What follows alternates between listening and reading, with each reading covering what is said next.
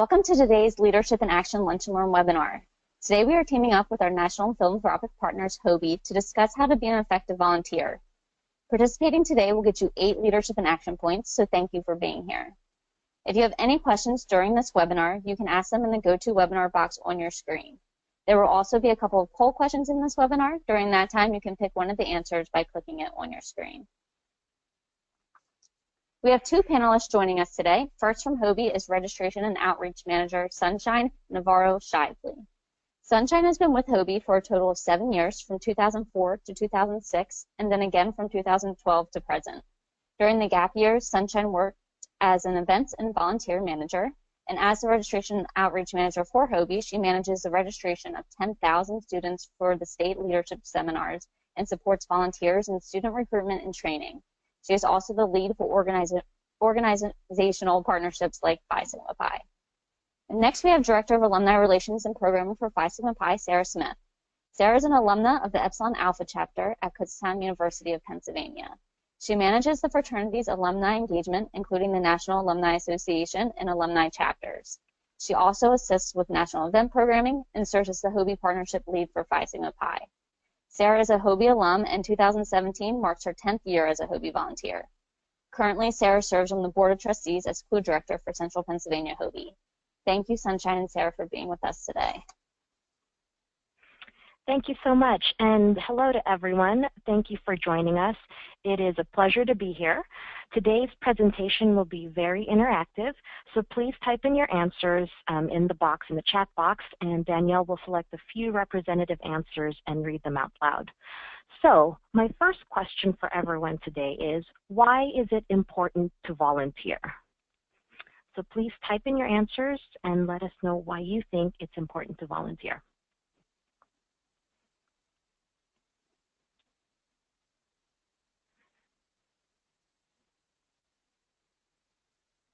We just got one: to understand the community you are living in.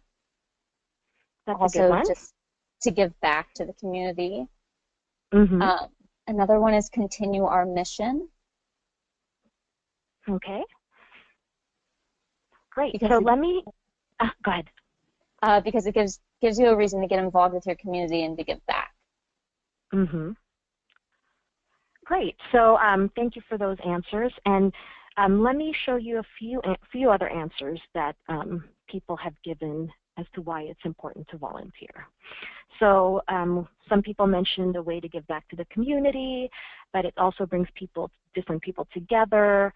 It teaches compassion, understanding.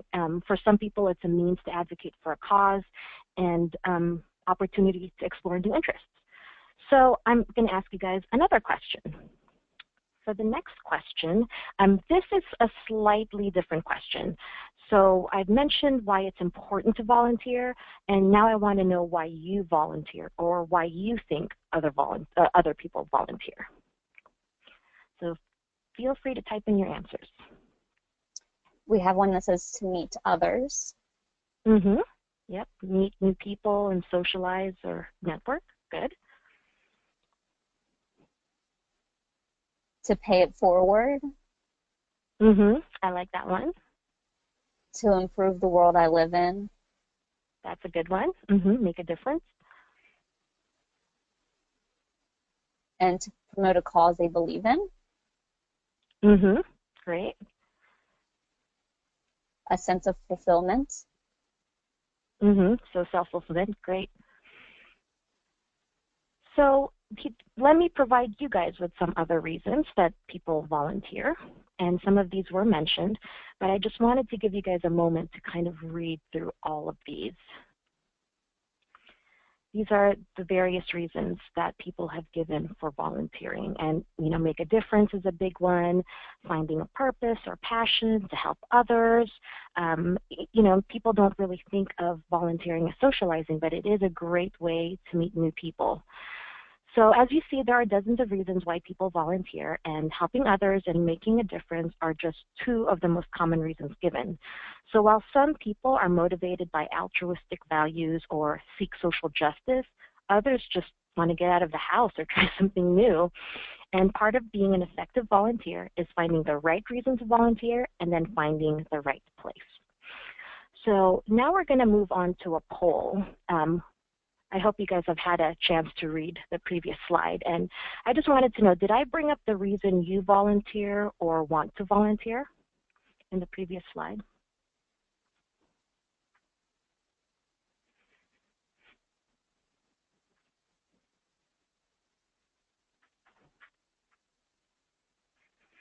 Are the answers coming in? Yep. Oh, okay. Okay, good. Great. Everybody found their reason. All right. So here's my next question.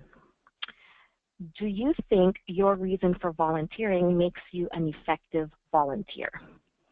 So thinking about your reason for volunteering, and do you think that makes you an effective volunteer?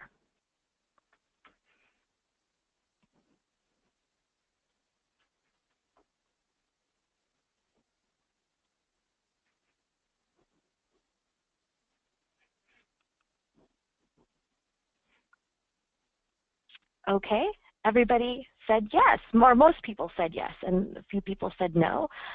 So actually, the answer is no.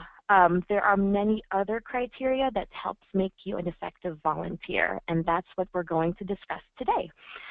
So being an effective volunteer. Let's move on to the next slide, and these are the 3 key facets to being an effective volunteer. First is to connect with your passion, which is what a lot of people had mentioned before, you know, finding something they want to do or making a difference. So connect with your passion is the first one. Second is use your personal skills. And the third facet is be realistic. And we're going to go through all of these in detail.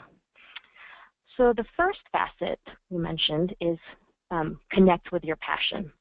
So it's important to think of volunteering for an organization as a gift.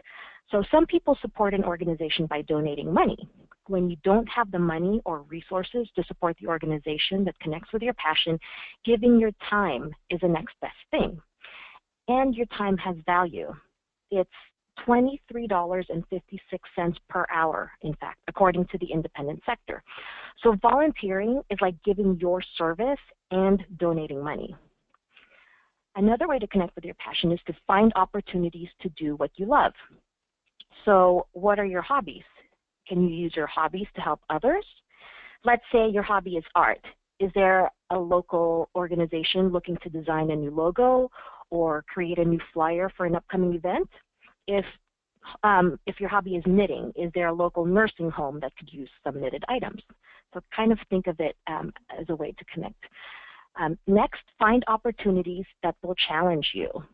So maybe you're looking to branch out and learn new skills or cultivate skills you already have. And maybe you're looking for an opportunity that will challenge your perspective or one that will push you to your limits, either physically or emotionally. And that's okay too.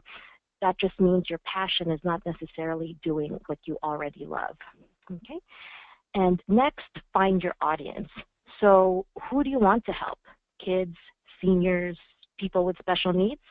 Is your cause because of a disease that has affected your family? For example, I had never been involved with causes to raise money to find cures. But ever since my mother died of diabetes and my father survived cancer, I've been much more involved in these type of causes. Okay. Next, the next point we were talking about is use your personal skills. So skills are different from hobbies. Okay, you may love dancing, but your skills are in playing an instrument. Or you may love planning and organizing events, but your skills are in engaging and involving the community. So skills are things you're good at through practice or innate abilities, and hobbies are things you enjoy doing, mostly for fun or recreation. So it's kind of important to put those two things together and find opportunities that will cultivate your special skills and talents. So for instance, if you're good at writing and you feel passionately about an issue, why not write to the editor of a local paper? Why not write to the editor of a local paper? Are you good at engaging with young children or senior adults? Then find opportunities that will give you that direct interaction. Are you a good planner, organizer? Find opportunities in project management or planning committees or event production.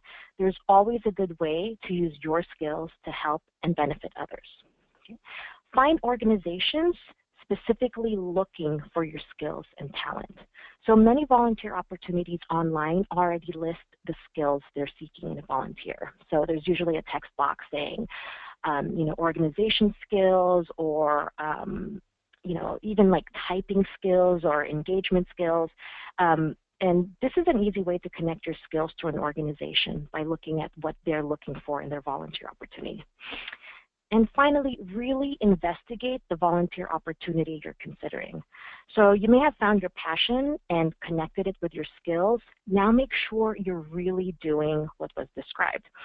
So some volunteer opportunities may sound really good, like help local youth learn valuable computer skills, but then the actual volunteerism or the actual job may be to assemble and prepare computers for the workshops.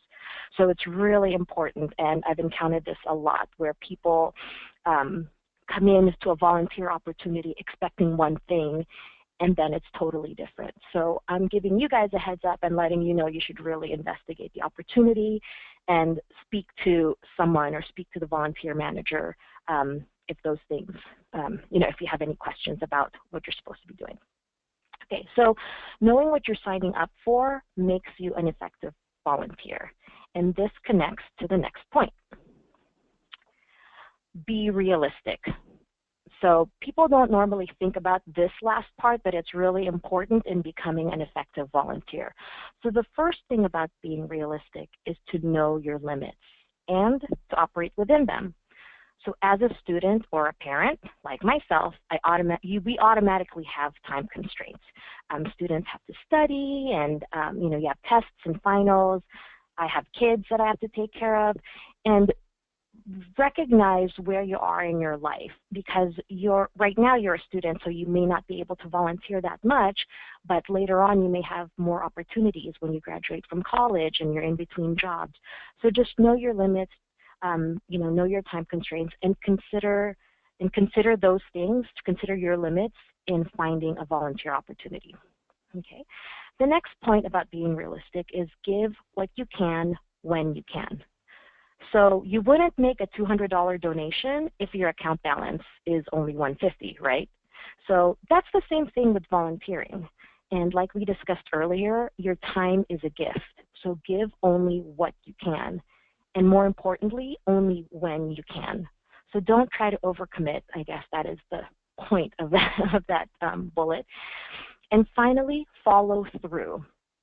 So I've been talking about not overcommitting, but once you commit, it's really important to follow through. So remember that organizations are depending on you and your word.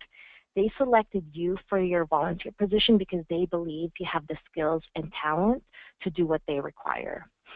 So as a volunteer manager, I saw this happen all the time. People will sign up, they're really excited, and then they just don't follow through, or they don't show up on the day of.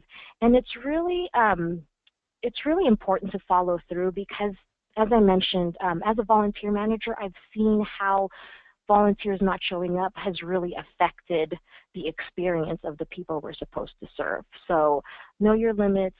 Give what you can, but please be sure to follow through. So before we move ahead, are there any questions so far? And please type them in for Danielle to communicate to me.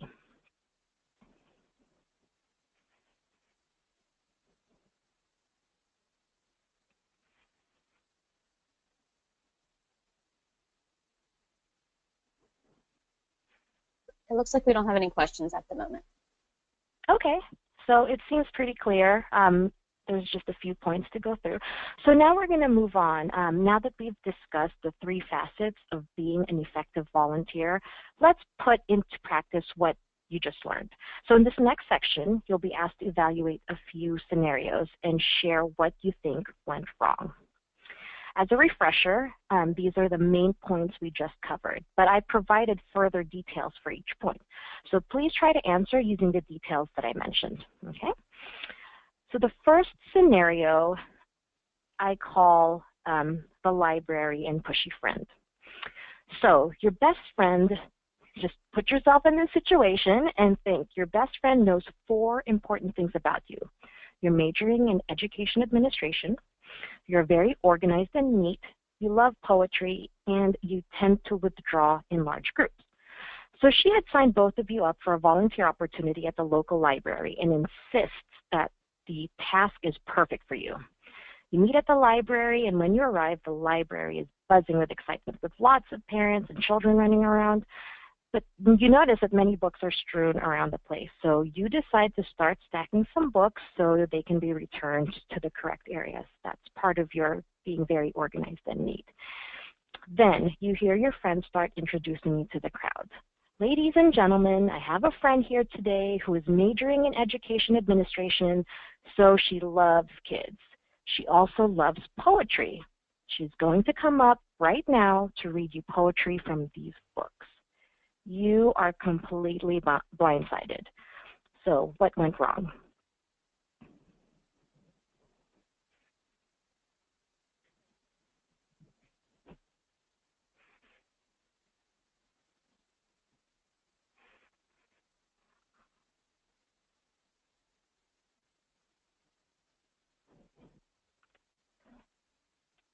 So based on the key facets, connect with your passion, use your personal skills, and be realistic. What do you guys think had gone wrong in this situation? So somebody said if I were the best friend, the mistake I made was drawing attention to my friend in a large, energetic group when I know that she withdraws in large groups. Somebody said you didn't communicate her that you were uncomfortable when you got there and asked about the experience more beforehand. Maybe you didn't ask questions about what to expect to make sure it was the right fit. Exactly. Great answer. The volunteer role wasn't explained fully, the expectations. Expectations, great. Anything else?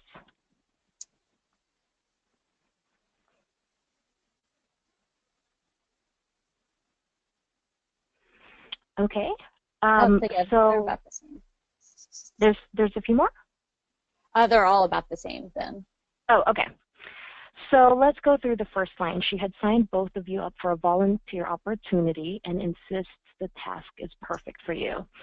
So first of all, don't let a friend set up a volunteer opportunity for you without knowing what's entailed, right? So that's kind of what we talked about. And then you meet there and, the library is buzzing with excitement. And so what happens is you start putting books away. That's part of your organizing skills, and I guess that's assuming that's what the job would be.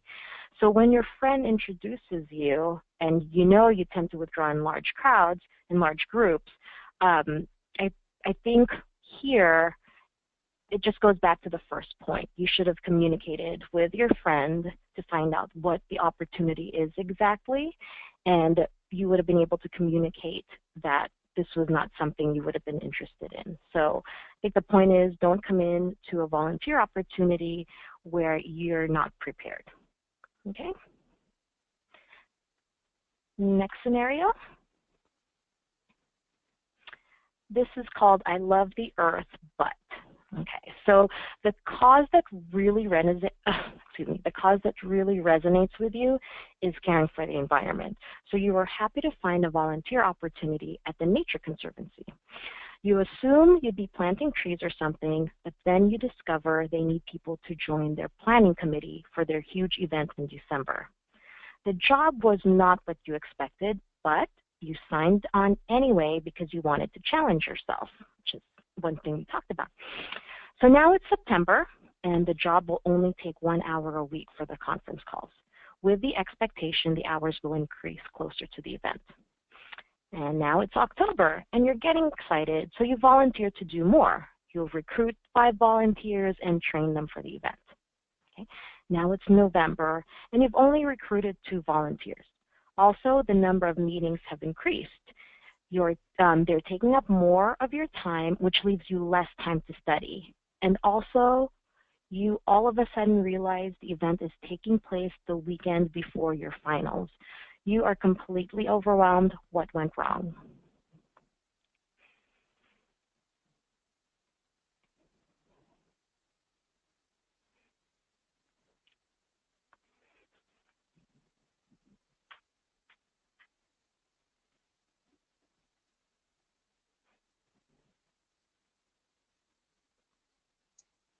somebody said you didn't plan ahead to make sure you could honor the commitments. Mm-hmm. Mm-hmm.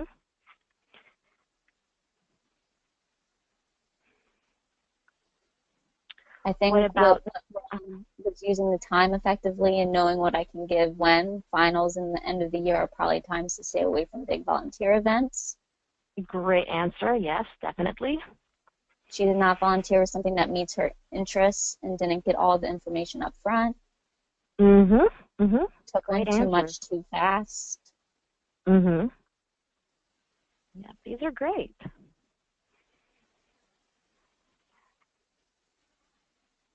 And we'll go with maybe the dates weren't checked to make sure things weren't planned already.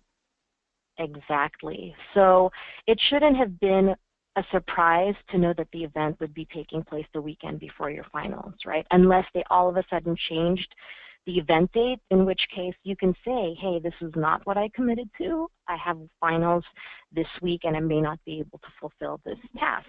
But really, I mean, the person, or you should have known when the event was taking place. And if you know your schedule as a student ahead of time, then you should know when you can take on these opportunities and when you can't.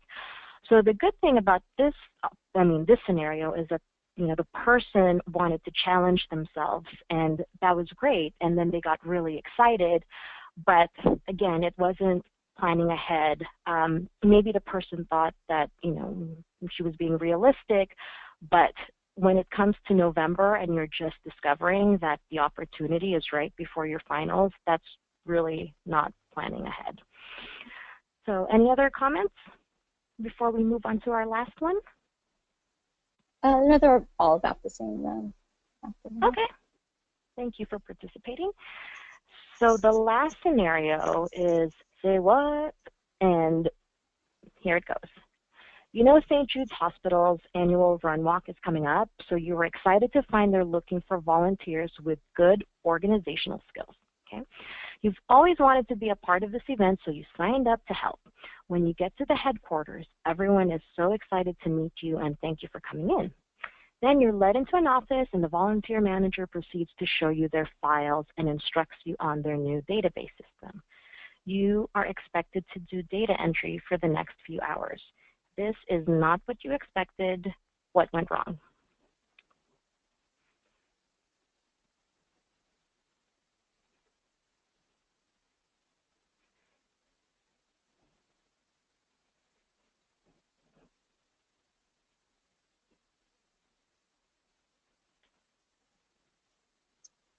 You didn't ask what the volunteer work would be or check the position when you applied to volunteer.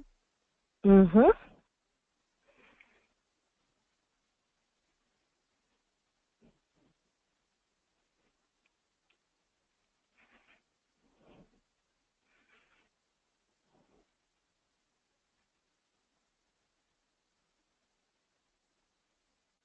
Anything else?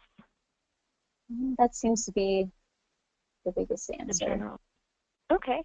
So another thing to consider is, for example, an organization like St. Jude's Hospital is huge. They're well known and recognized.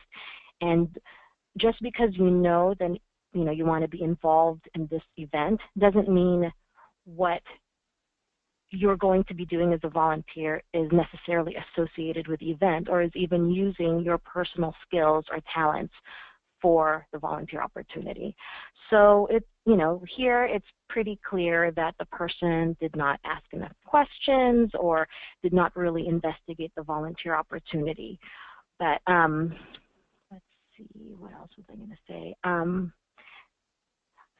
So if you find an organization, so for some people, finding a volunteer opportunity is finding an organization right away that resonates with them, like something something about the environment, like the Nature Conservancy. But you have to connect all those three facets together, right? And you can't just find an opportunity for an organization that connects with your passion and then find out that it doesn't actually connect with your skill sets or your talents. Or you may find a great volunteer opportunity for another organization, but then the organization might be supporting something that you don't agree with. So that might be something you'd want to consider as well. Like, if this is a great volunteer opportunity, but I don't really believe in their mission, or in fact you're against their mission, and that happens.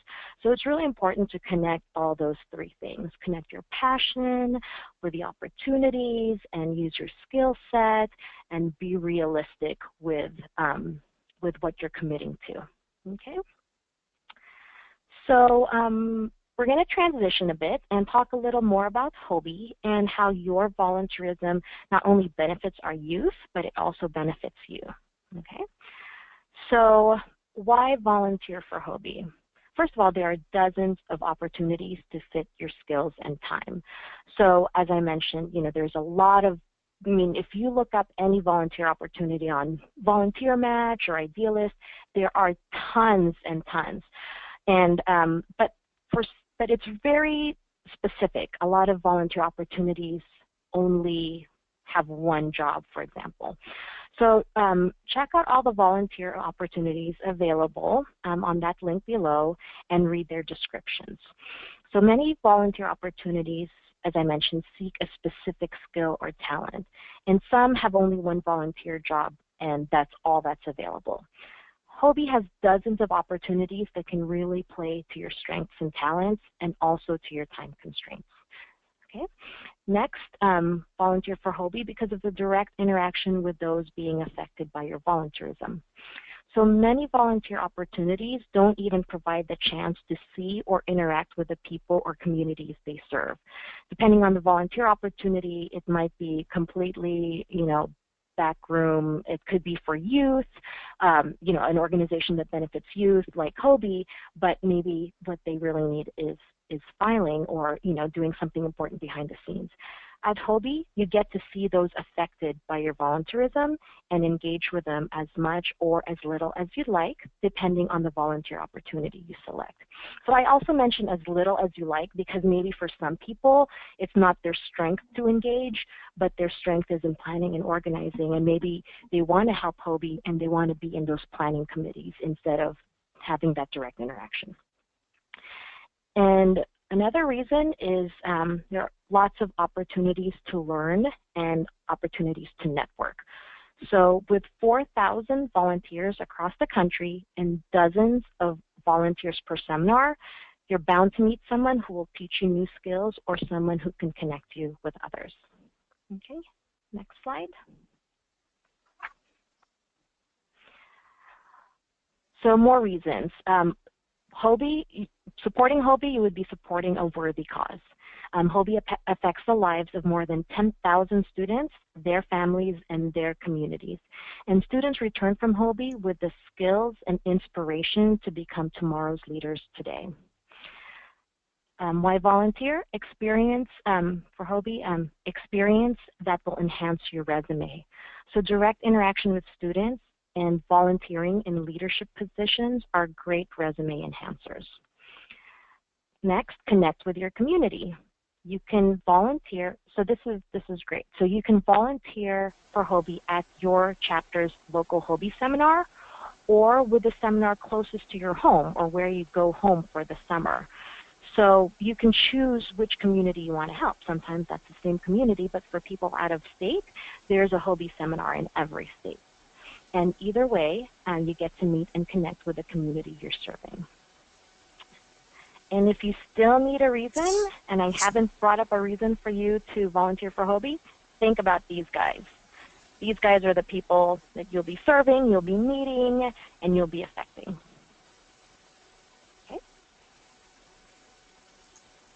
Sarah? Great. So I just wanted to share a little bit about why I personally volunteer for HOBY. And it really touches on a lot of the points Sunshine just made. So as said in my bio, I was a 2007 HOBY alum as a sophomore in high school. And I started volunteering with HOBY pretty much, that fall following the May seminar with Clues. I had a wonderful experience at HOBY, and it really impacted me and changed me for the better. And I knew it was something that I wanted to stay a part of and make it part of my life. So that first year coming back was really about making this experience, and really has been a driving force, I should say, about making this experience for the youth that go through HOBY's programs outstanding. I want to make sure that they have a wonderful learning opportunity, a place to make connections and learn more about themselves, their community, and the world. So really, I'm passionate about empowering them to see their own potential, to lead in their schools and communities, to give back, to volunteer, to really, you know, that first couple slides we went through at the beginning, really showing them how they can use their own leadership skills and giving those tools and that empowerment to them so that they can go out and serve their community. I believe in HOBY's mission very strongly, and how it really aligns with what Phi Sigma Pi's ideas and missions are. So I love telling people about HOBY and sharing with my friends and family about how important it is for me to give back to HOBY and to stay involved, and getting more people involved. So, you know, whether that be coworkers or other friends, and showing them, you know, asking them to come and speak or come volunteer at a HOBY event so they can see the impact that HOBY has on students. But another great thing about volunteering for HOBY is you are constantly learning more about yourself as well. I feel just through planning the leadership seminar and planning cool events and interacting with volunteers and speakers, I've really grown professionally. But it's, you know, as great leaders always do, you're constantly reevaluating yourself. So HOBY really allows me to rejuvenate myself and reevaluate who I think I am as a leader, so I can improve. So whether that be identifying where, you know, I'm really succeeding, but then also where are areas that I need to grow in. So not only is HOBY a great program for the students, but it's also a great place for volunteers. You know, over 4,000 people dedicate their lives to HOBY every year, and that really just kind of is a testament to show how much this program can benefit youth, but then also benefit yourself as well. Thank you, Sarah. Great. And I'll add to that too.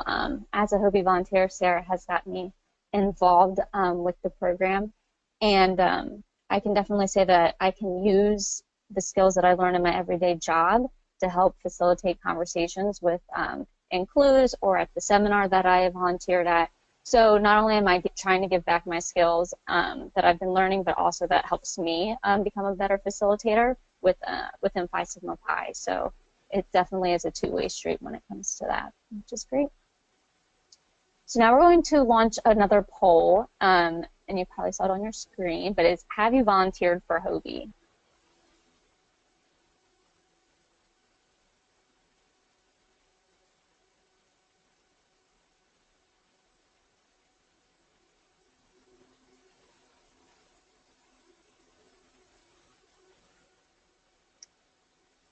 And looks about 89% said no and 11% said yes. So for those who said yes, can you just type in what kind of volunteer position you were involved in or your capacity as a volunteer?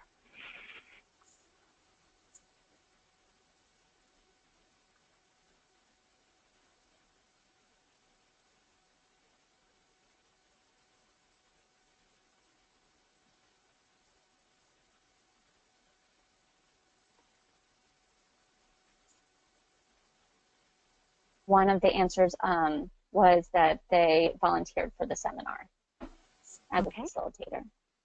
Oh, fun. So a facilitator position is one of those that's very involved with the students, and as a facilitator, you would actually be on campus with the students for the 3 or 4 days. You'll be leading your own small group, and you're directly involved in the ambassador's experience. So thank you for that person who volunteered as a facilitator, because they're one of our very key volunteer positions for the organization. So thank you.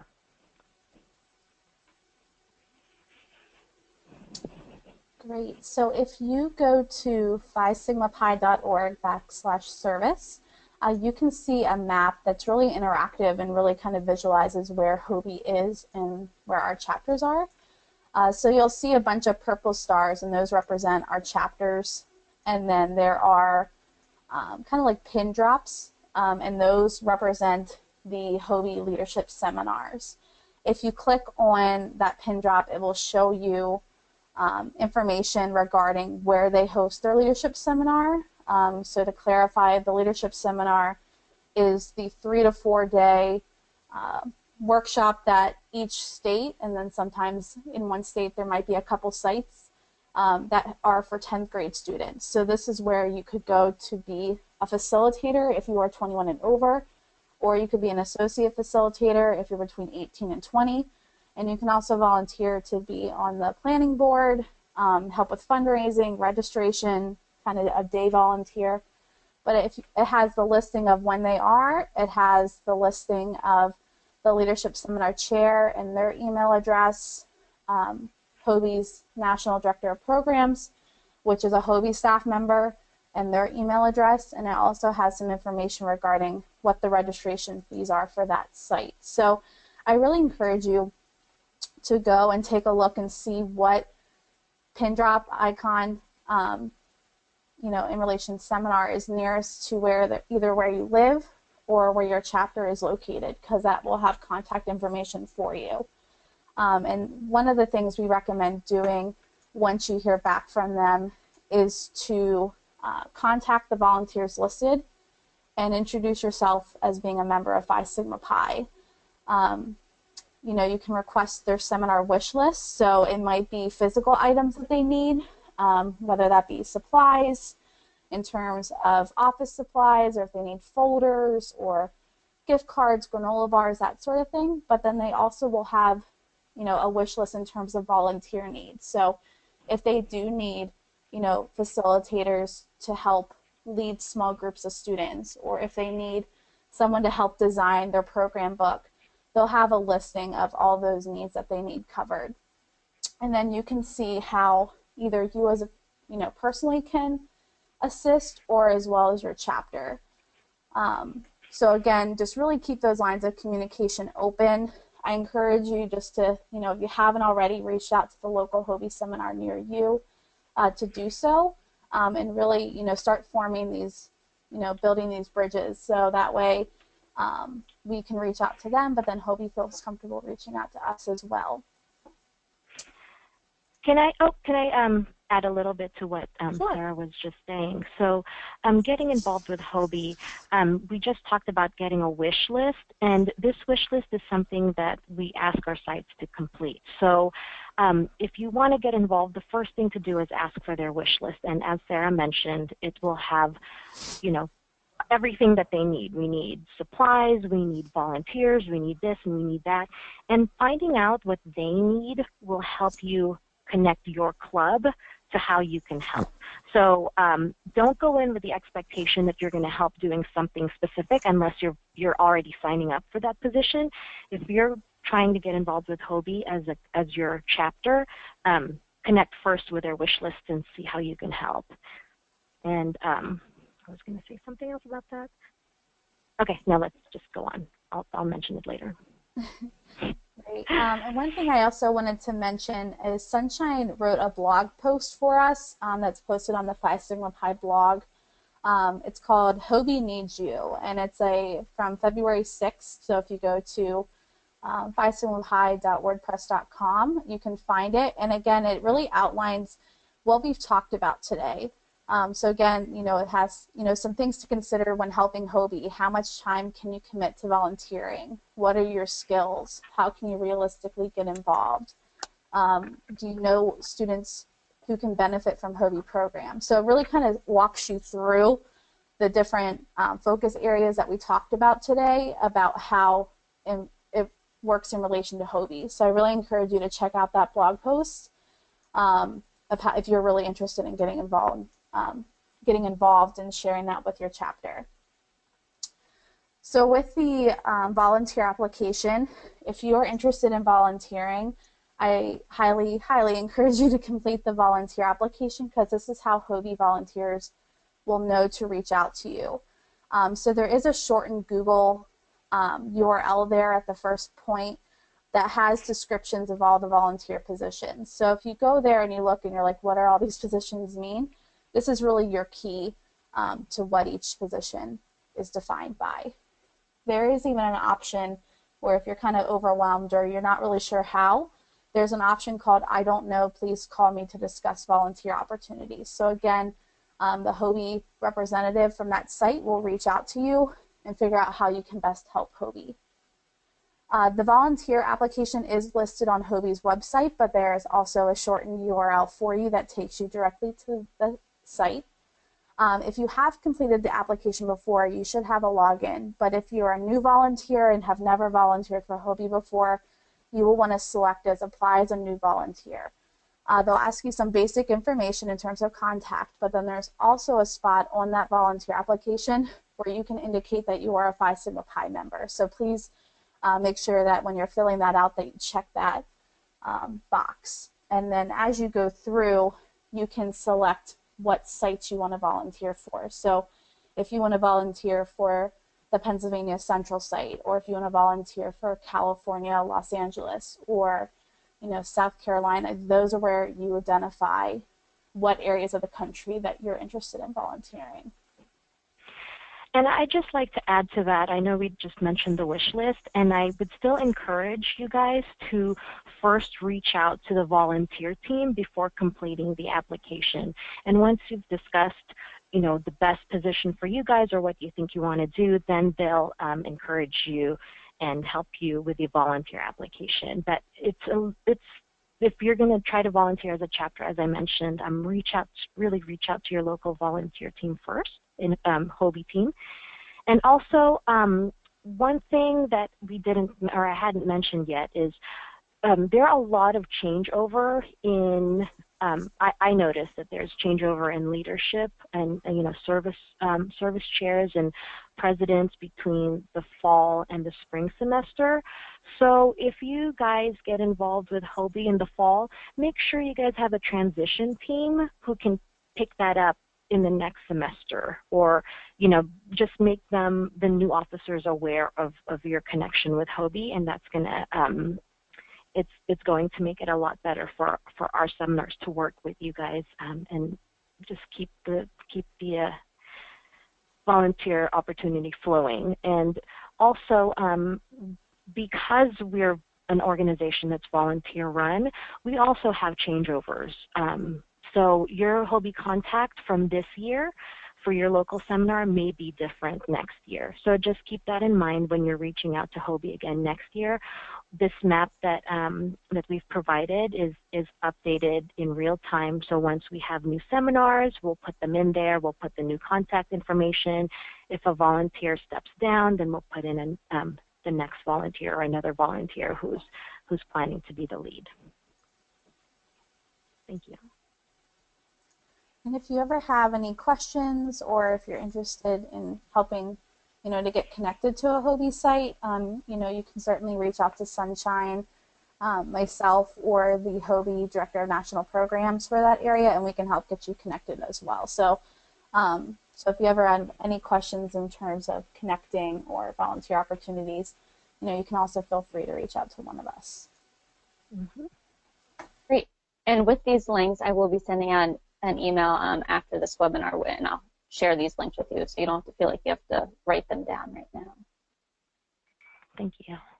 So do we have any questions for Sunshine or for Sarah? And if you do, just put it into the question box on your screen.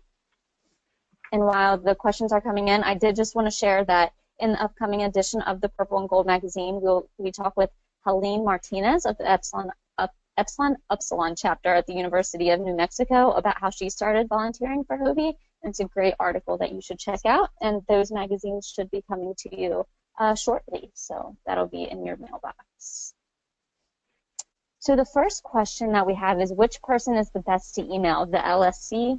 And that's the question mark then. Yes, so just to explain the positions, the LSC is the Leadership Seminar Chairperson, and he or she is basically the volunteer in charge of the overall running of the seminar. And I would encourage you to also email the Director of Recruitment, and then sometimes there's a corporate president also listed, but I think the LSC and the DNP are the most important people to to email regarding getting involved. Or I know a lot of people have emailed me directly, and then I've introduced them via email to the leadership team in their area.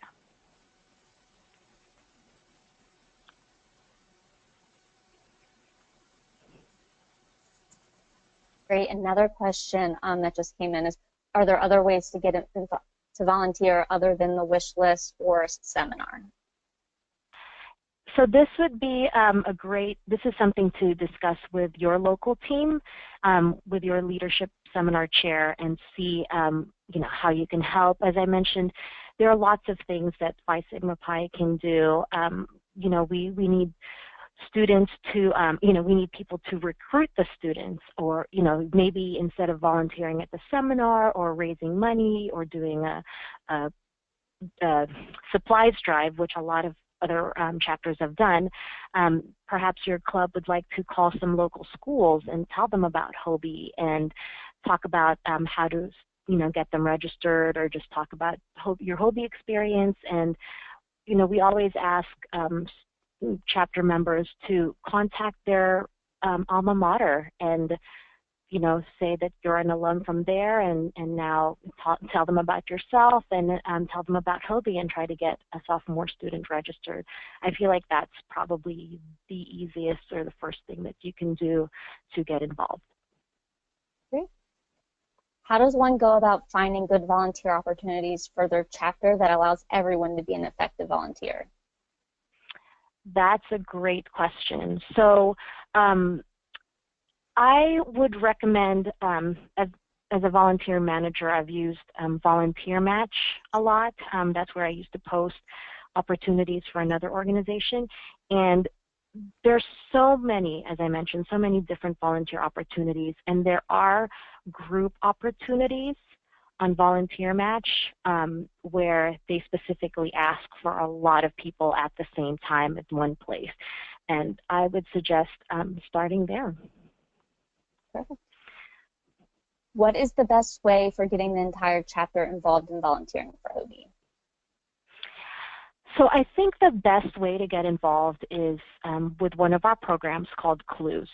It's a community leadership workshop. And this program is one of our smaller programs, and it's actually for high school sophomores. So the best way to get involved is to actually start a Clue. Clues are a one-day HOBY leadership seminar. So instead of the 3 to 4 day leadership seminar, we have these one-day workshops where we invite a lot of sophomores from the local area. And for to start a Clue, the best thing to do is connect with your director of national program and say, hey, we want to start a Clue. A Clue is something that you're going to need to work with a HOBY staff person in order to get it started. But this is a great way for your club to organize, work together, find the panelists, and find a way to recruit the students from the local community. And then you would be there for this one day. You guys would set the date that would be best for you guys, and then greet the students, get them signed in, start these panels, and there's a whole curriculum to a Clue that's laid out, and I'm happy to share that after this call to Danielle, so she can forward that on to you. But the first thing, I think that's the best way to work as a group for HOBY, putting together a Clue, because there's so many different ways you can use your talent and skills for that one event. Yes, and we also held a Lunch and Learn webinar about the Clue. So if you're interested in seeing that, that's also on our YouTube page. Great. And that seems to be all of the questions for today, which is great. Thank you, Sunshine and Sarah, for discussing being an effective volunteer with us today. You'll be able to watch and share this webinar on our YouTube page at youtube.com/Phi Sigma Pi. And thank you again for participating today, and congratulations on earning 8 Leadership in Action points. Remember, your goal is to reach 75 points to earn your Leadership in Action certification, and you can earn points by participating in local, regional, and national modules or monthly tweet meets in the Lunch and Learn webinars. The next Lunch and Learn webinar will be on Friday, April 14th at noon Eastern. That is when we will talk about planning a service project in HOBY's Advanced Leadership Academy. You can register at phi-sigma-pi.org/LIA Lunch and Learn.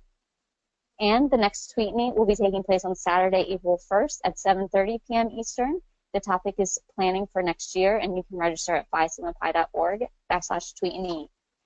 That does it for today's Leadership in Action Lunch and Learn webinar. Lead on. Thank you.